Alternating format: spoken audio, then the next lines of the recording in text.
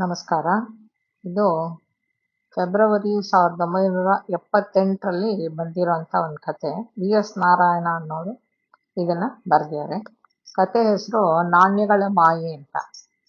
ಯಾವ್ದಾದ್ರು ಆಮಿಷಕ್ಕೊಳಗಾಗಿ ನಾವು ಇದ್ಬದ್ದೆಲ್ಲ ಹ್ಯಾಕ್ ಕಳ್ಕೊತೀವಿ ಅಂತ ಈ ಕಥೆಯಲ್ಲಿ ಸುಂದರವಾಗಿ ನಿರೂಪಣೆ ಮಾಡಿದ್ದಾರೆ. ಒಂದೂರಿನಲ್ಲಿ ದಾಮೋದರ ಭಂಡಾರಿ ಅಂತ ಒಬ್ಬ ವರ್ತಕ ಇರ್ತಾನೆ. ಅವನು ಸಾಸಿವೆಯಿಂದ ಹಿಡಿದು 1000 ರೂಪಾಯಿ ಬೆಲೆ ಬಾಳೋ ರತ್ನಗಳವರೆಗೂ ಭಾರಿ ವ್ಯಾಪಾರ ಮಾಡಿ ಲಕ್ಷಗಟ್ಟಲೆ ದುಡ್ಡನ್ನ ಸಂಪಾದಿಸ್ಕೊಂಡಿರ್ತಾನೆ.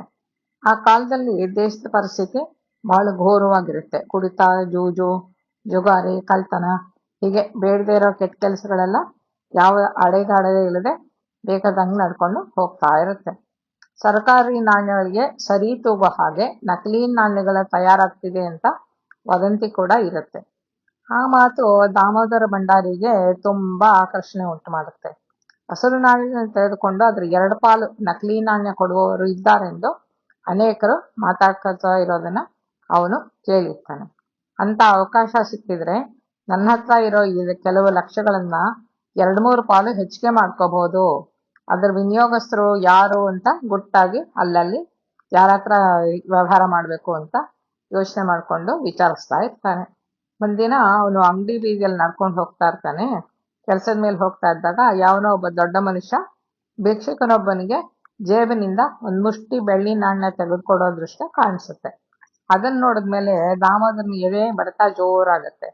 ಭಿಕ್ಷುಕ ಆ ಕಡೆ ಹೊರಟೋದ್ಮೇಲೆ ದಾಮೋದರ ಹೋಗಿ ಆ ದೊಡ್ಡ ಮನುಷ್ಯನ ಹತ್ರ, ನಮಸ್ಕಾರ, ಒಂದ್ ಮಾತು ಕೇಳ್ಬೇಕಿತ್ತು ಅಂತ ತನ್ನ ಹೆಸರು ಹೇಳ್ಕೊಂಡು, ತಾವ್ಯಾರೋ ಭಿಕ್ಷಕನಿಗೆ ಮುಷ್ಟಿ ನಾಣ್ಯ ದಾನ ಮಾಡೋದನ್ನ ನೋಡ್ದೆ ಅಂತ ಮಾತಾಡಿಸ್ತಾರೆ. ಅಷ್ಟೇನಾ? ನನ್ನ ಹೆಸರು ವರ್ಧಮಾನ. ನೀವು ಭಿಕ್ಷೆ ಕೇಳ್ತೀರಾ? ನಿಮ್ ಸ್ಥಾನಕ್ಕೆ ತಕ್ಕ ಹಾಗೆ ಬುಟ್ಟಿ ತುಂಬಾ ನಾಣ್ಯ ಬೇಕಾದ್ರೂ ಕೊಡ್ತೀನಿ ನಾನು ಅಂತ ಆ ದೊಡ್ಡ ಮನುಷ್ಯ ನಗ್ತಾ ಹೇಳ್ತಾನೆ. ಅದೇ ಕೊಡ್ತೀರಿ? ನನ್ಗೊಂದು ಅರ್ಥ ಆಗಲ್ವಲ್ಲ ಅಂತ ದಾಮೋದರ ಭಂಡಾರಿ ಕೇಳ್ತಾನೆ. ಅವೆಲ್ಲ ನಿಜವಾದ ನಾಣ್ಯಗಳಾದ್ರೆ ಅರ್ಥವಾಗಲಿಕ್ಕಿಲ್ಲ. ಅವು ನಕಲಿ ನಾಣ್ಯಗಳು. ಕಡಿಮೆ ತರಗತಿಯ ಲೋಹಕ್ಕೆ ಬೆಳ್ಳಿ ದ್ರವ ಹಚ್ಚಿ ಮಾಡಿದಂಥವು. ಯಾರಿಗೆ ಎಷ್ಟು ಚಲಾವಣೆ ಮಾಡಲು ಸಾಧ್ಯನೋ ಅಷ್ಟನ್ನು ಕೊಡ್ತೀನಿ.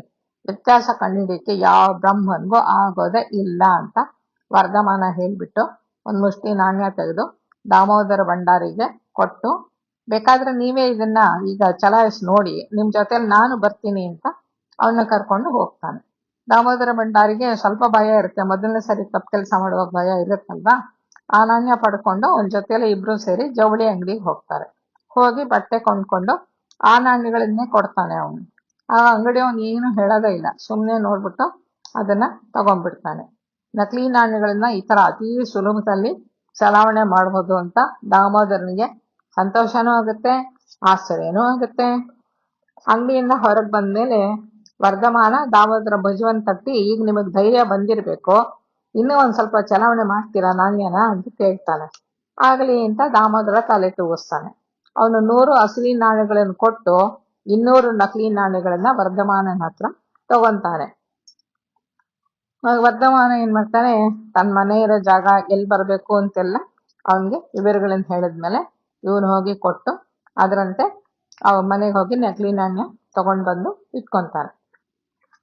ಅವನು ಅವನ ಮನೆಗೆ ಹೋದಾಗ ವರ್ಧಮಾನ ನಕಲಿ ನಾಣ್ಯಗಳನ್ನ ಇವನು ಕೊಟ್ಟು ಒಂದ್ ಬುಟ್ಟಿ ಒಳಗೆ ತುಂಬಿಸಿ ಕೊಡ್ತಾನೆ. ಅಸಲಿ ನಾಣ್ಯವನ್ನ ತೆಗೆದು ಒಳಗಿಟ್ಕೊಂಡ್ಬಿಟ್ಟು, ಆಮೇಲೆ ನೀವ್ ಎಣಿಸ್ಕೊಳ್ಳಿ, ಬೇಕಾದ್ರೆ ಒಂದ್ 10-20 ಜಾಸ್ತಿನೇ ಇರುತ್ತೆ ನಿಮ್ಗೆ ಅದ್ರಲ್ಲಿ ಅಂತ ಹೇಳ್ತಾನೆ. ಇವನು ಎಣಿಸ್ಕೊಂತಾನೆ. ಎಣಿಸ್ಕೊಂಡ್ರೆ 20 ನಾಣ್ಯ ಜಾಸ್ತಿನೇ ಇರುತ್ತೆ.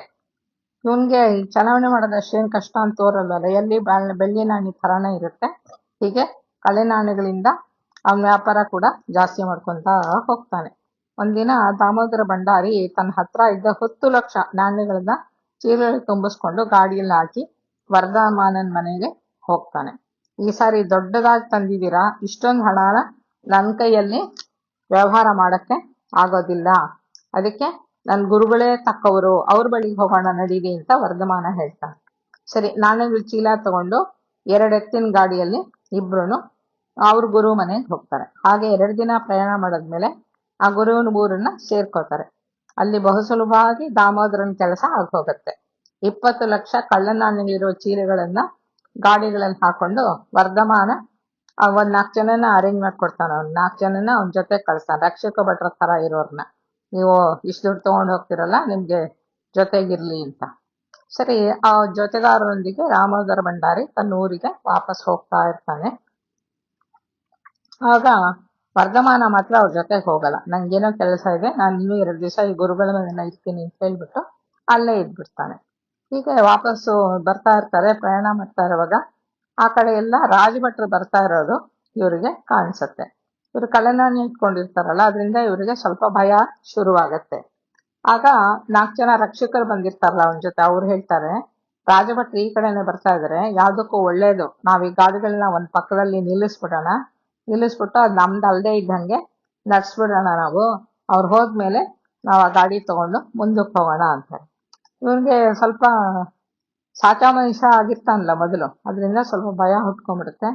ಆಯ್ತಾಯ್ತು, ನೀವು ಹೇಳ್ದಂಗೆ ಕೇಳ್ತೀನಿ ಅಂತಾನೆ. ಸರಿ, ರಾಜಭಟ್ರು ಬಂದು 2 ಗಾಳಿಗಳು ನೋಡಿ ನಿಂತ್ಕೊಂಡು ನಾನಾ ಚೀಲ ಎಲ್ಲ ತಡವಿ ನೋಡ್ಬಿಟ್ಟು ಇದೆಲ್ಲ ಯಾರ್ದು ಅಂತ ದಾಮೋದರನ ರಕ್ಷಕ ಭಟ್ರನ್ನ ಕೇಳ್ತಾರೆ.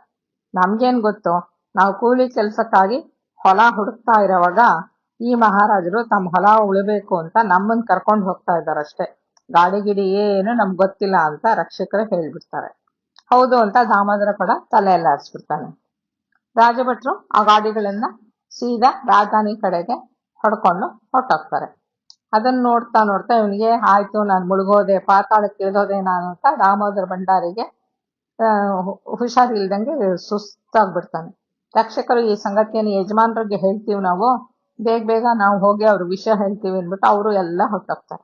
ದಾಮೋದರ ಭಂಡಾರಿ ಒಂಟಿಯಾಗಿ ಹೋಗ್ತಾನೆ. ಏನೋ ತೋರದೆ ತಲೆ ಮೇಲೆ ಕೈ ಹೊತ್ತು ಅಂತೂ ಕಷ್ಟಪಟ್ಟು ಹೇಗೋ ಮನೆಗೆ ಸೇರ್ಕೋತಾನೆ. ಅಷ್ಟು ದೊಡ್ಡ ಏಟು ಬಿದ್ಮೇಲೆ ಪಾಪ ಅವನಿಗೆ 1 ತಿಂಗಳವರೆಗೆ ಹಾಸಿಗೆ ಹಿಡಿತಾನೆ. ಅವನು ದುಡ್ಡೆಲ್ಲ ಹೊರಟೋಗುತ್ತೆ.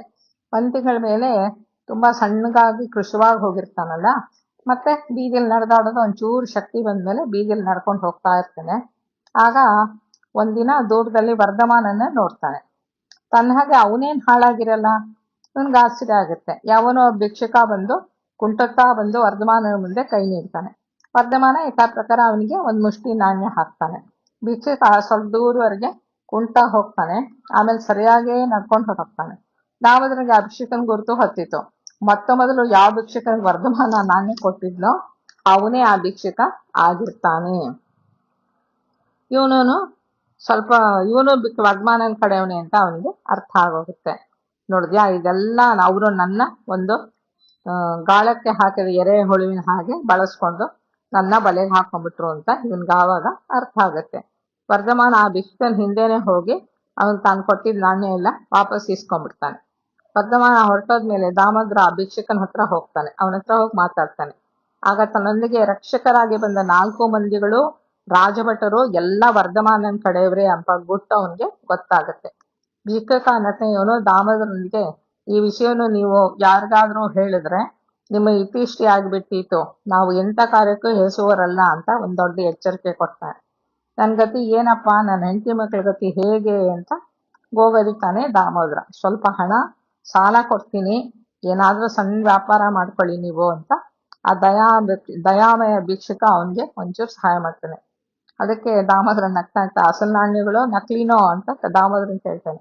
ಆ ಪ್ರಶ್ನೆ ಬೇಡ, ಎಲ್ಲ ಅಸಲು ನಾಣ್ಯಗಳೇ ಅಂತ ಭಿಕ್ಷುಕ ನಗ್ತಾ ಹೇಳ್ಬಿಟ್ಟು ಹೊರಟೋಗ್ತಾನೆ. ನಮಸ್ಕಾರ.